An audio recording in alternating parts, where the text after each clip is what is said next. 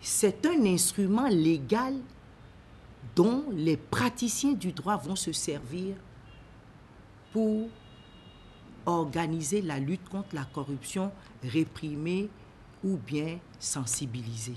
Donc, je crois qu'il n'y a pas de polémique, il n'y a pas de loi parfaite. Le plus important, au regard des Nations Unies, c'est que le Bénin ait effectivement décidé de mettre sur pied un organe de lutte contre la corruption ayant pour base une loi contre la corruption et les infractions connexes. Alors, qu'est-ce que ça va rapporter concrètement à notre pays? D'abord, ça passera par l'assainissement des finances publiques, la bonne gestion économique et si nous arrivons à juguler un temps soit peu la corruption, mais ça va ramener les ressources nécessaires pour le développement du pays. En quoi faisant? La gratuité effective, par exemple, de l'éducation pour tous. Ça ne sera plus de façon parcellaire.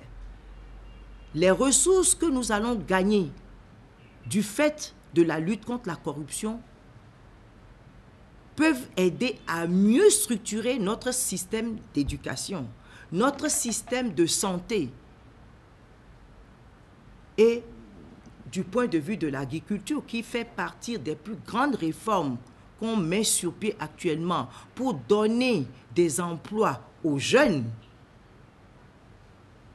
on ouvrira des pistes rurales pour l'écoulement des produits, les infrastructures à restaurer ou à mettre également à la disposition des populations. Donc, la richesse partagée effectivement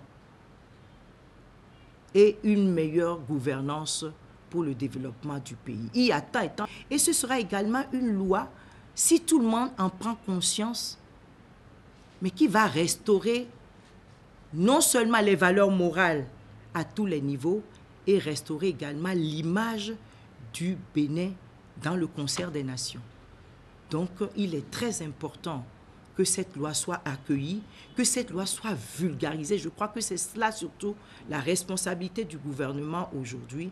Et il n'y a pas lieu de croire que le fait que l'organe de prévention et de répression de lutte contre la corruption ait des problèmes avec le gouvernement en place.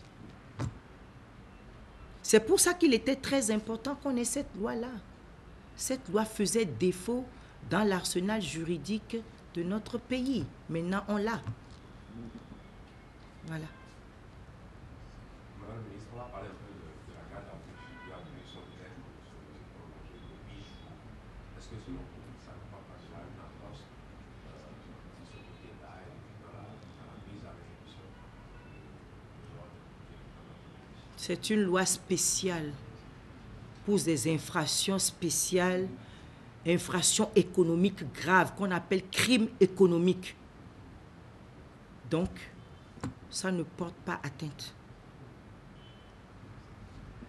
Si vous voyez, si vous prenez le projet qui a été au départ déposé et la finition aujourd'hui, vous allez voir que les peines ont été multipliées par 2, par 3. Qu'est-ce qu'on dira en ce moment-là? Donc, à chaque infraction, sa procédure, vu la gravité des infractions qu'on peut reprocher et qui plombent l'économie et qu'on considère comme des crimes économiques. À partir de ce moment-là, on a besoin beaucoup de temps pour approfondir les enquêtes préliminaires. Donc 8 jours, vous savez, nous avons des experts dans l'autorité de lutte qui sont des experts en matière bancaire, en matière de marché public, ainsi de suite. S'il y a des enquêtes à faire, il faut leur donner le temps pour que la levée des immunités bancaires, etc., pour qu'on aille fouiller. Donc, je pense que, vu la spécificité de cette loi, souhaiter aussi surtout, c'est le vote rapide du Code de procédure pénale.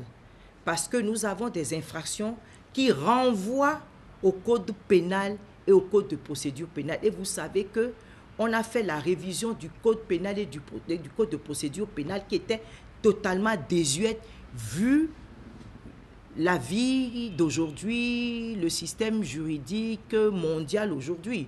Donc nous avons également les lois portant code de procédure pénale. C'est ça aujourd'hui l'enjeu. Après cette loi-là, il faut que le code de procédure pénale également suive, puisque beaucoup d'infractions renvoient au code pénal et au code de procédure pénale.